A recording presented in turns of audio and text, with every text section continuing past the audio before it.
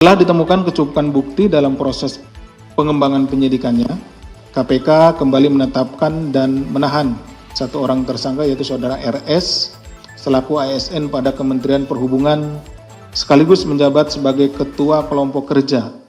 Kami dari Kedeputian Penindakan Komisi Pemberantasan Korupsi akan menyampaikan update informasi terkait pengembangan perkara dugaan tindak pidana korupsi berupa suap penerimaan hadiah atau janji pembangunan dan pemeliharaan jalur kereta api di Balai Teknik Perkeretaapian Direktorat Jenderal Perkeretaapian BTP DJKA Jawa bagian tengah pada Kementerian Perhubungan Kemenhub tahun anggaran 2022 sampai dengan 2024. Ini merupakan rangkaian dari penanganan tindak pidana korupsi dalam pembangunan jalan kereta api yang rekan-rekan sekalian juga sudah ikuti.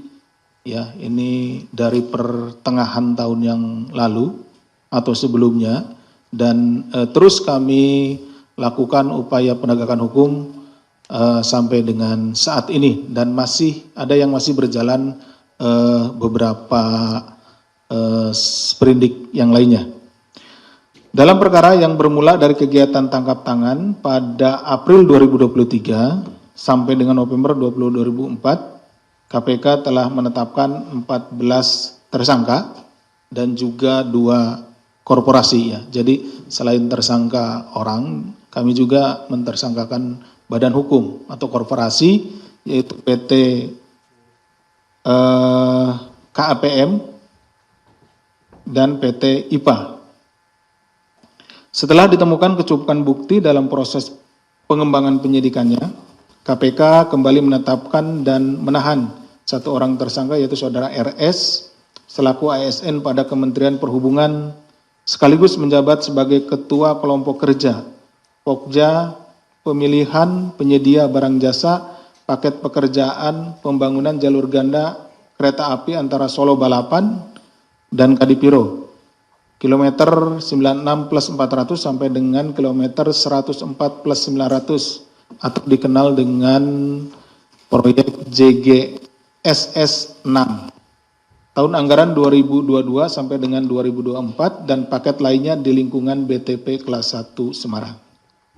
Mungkin rekan-rekan bertanya, ini kenapa mulai dari tingkat dirjennya kemudian sampai kepada tingkat Ketua Kelompok Kerja atau Pokjanya. Ini kan rangkaian yang cukup panjang gitu ya. Jadi rekan-rekan sekalian, perlu rekan-rekan sekalian ketahui bahwa spektrum tindak pidana korupsi yang kita hadapi di Negara Kesatuan Republik Indonesia ini bersifat meluas dan mendalam. Artinya meluas itu dari Sabang sampai Merauke terjadi tindak pidana korupsi. Kemudian mendalam artinya mulai dari tingkat pusat sampai dengan tingkat daerah, ya dari eselon pimpinan sampai dengan eselon 3 ya atau eselon 2, eselon 3 itu terjadi seperti itu sampai dengan di sini Ketua Kelompok Kerja. Tentu dalam rangka penegakan hukum tindak pidana korupsi semuanya harus kami tangani. KPK selanjutnya melakukan penahanan kepada tersangka RS untuk 20 hari pertama terhitung sejak tanggal 11 sampai dengan 30 Agustus 2025. Penahanan dilakukan di Rutan Cabang Gedung Merah Putih KPK. Adapun konstruksi perkaranya adalah pada bulan Juni tahun 2022, saudara RS ditunjuk sebagai Ketua Pokja terkait proyek pembangunan jalur ganda kereta api Solo Balapan Kadipiro atas permintaan saudara BH selaku PPK proyek. Ini sudah lebih dahulu ditangani perkaranya pada saat tahun atau pertengahan tahun 2023 OTT.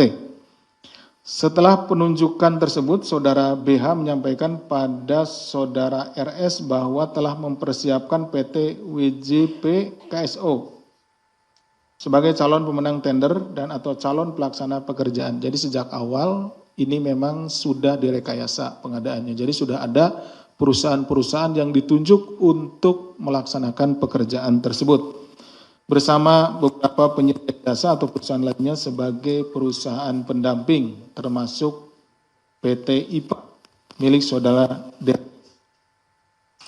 Selanjutnya saudara BH meminta saudara RS agar dapat mengakomodir permintaan tersebut sehingga saudara RS menyampaikan kepada seluruh personel Pokja yang dipimpinnya untuk menambahkan syarat-syarat tertentu sebagai syarat calon penyedia jasa yang dimaksud sebagai kuncian tender.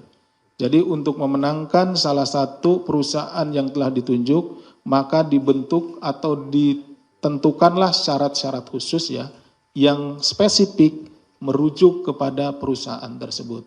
Ya, seperti itu. Misalkan ahli tekniknya, kemudian pengalaman menangani pekerjaan gitu ya, harus berapa atau harus berapa lama, sehingga itu menjadi kuncian bagi perusahaan tersebut.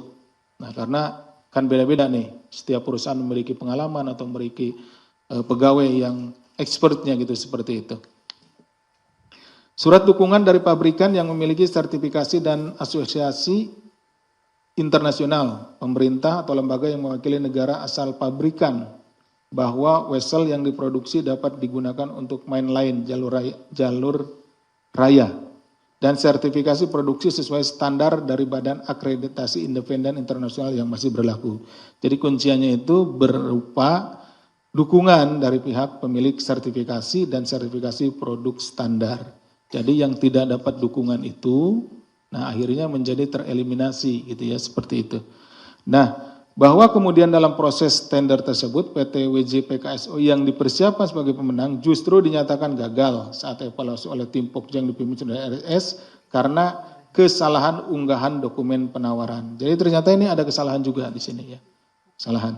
Namun demikian PT IPA yang disiapkan sebagai perusahaan pendamping justru dinilai memenuhi syarat sebagai pemenang tender. Atas kondisi ini, kemudian saudara RS berkonsultasi dengan saudara BH agar mengubah skenario untuk memilih PT IPA sebagai pemenang tender proyek pembangunan jalur kereta api tersebut. Bahwa selanjutnya saudara RS menetapkan PT IPA sebagai pemenang tender pembangunan jalur ganda KA antara Solo Balapan Kadipiro 96 plus 400 sampai dengan kilometer 104 plus 900 CGSS 6 tahun anggaran 2022 sampai 2024. Kemudian PT IPA menandatangani kontrak tersebut dengan nilai 164,51 miliar.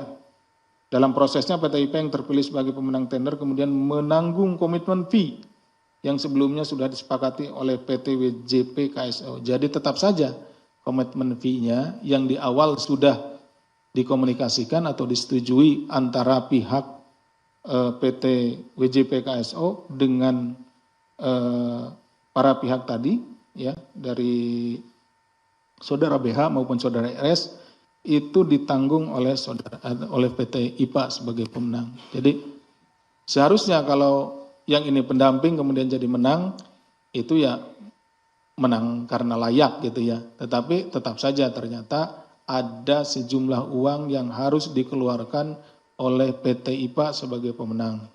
Itu yang jumlahnya itu sesuai dengan kesepakatan awal antara Kepala Balai tadi saudara BH RS dengan PT WJP KSO. PT IPA kemudian diduga memberikan uang kepada saudara RS sejumlah 600 juta sebagai bagian dari komitmen fee dari nilai kontrak proyek. Jadi jumlahnya besar, tapi dibagi-bagi ke beberapa orang, ke beberapa pihak gitu ya. Beberapa pihak diantaranya saudara RS sendiri memperoleh 600 juta rupiah. Atas perbuatan saudara RS disangkakan telah melanggar pasal 12 huruf A atau huruf B kecil, pasal 11 Undang-Undang Nomor 31 Tahun 99 tentang pemberantasan tindak pidana korupsi, sebagaimana telah diubah dengan Undang-Undang Nomor 20 Tahun 2001 tentang perubahan atas Undang-Undang Nomor 31 Tahun 99 tentang pemberantasan tindak pidana korupsi junto pasal 55 ayat 1 ke 1 KUHP. Pada kesempatan ini juga izinkan kami mengucapkan terima kasih yang sebesar-besarnya kepada masyarakat, ya masyarakat Indonesia khususnya yang ada di Jawa Tengah dan Semarang yang telah memberikan informasi kepada kami terkait dengan adanya dugaan tindak pidana korupsi ini, sehingga kami dapat melakukan upaya paksa dan dapat menangani perkara ini. Tentunya kepada warga masyarakat lain yang ada di tempat lain, apabila melihat, mendengar tentang kemungkinan adanya tindak pidana korupsi, silakan untuk dilaporkan kepada kami. Karena tanpa dukungan dari seluruh warga masyarakat, termasuk juga rekan-rekan jurnalis yang ada di depan saya ini, kerja-kerja penindakan tindak pidana korupsi tidak akan bisa kami laksanakan dengan baik. Demikian yang bisa kami sampaikan. Terima kasih.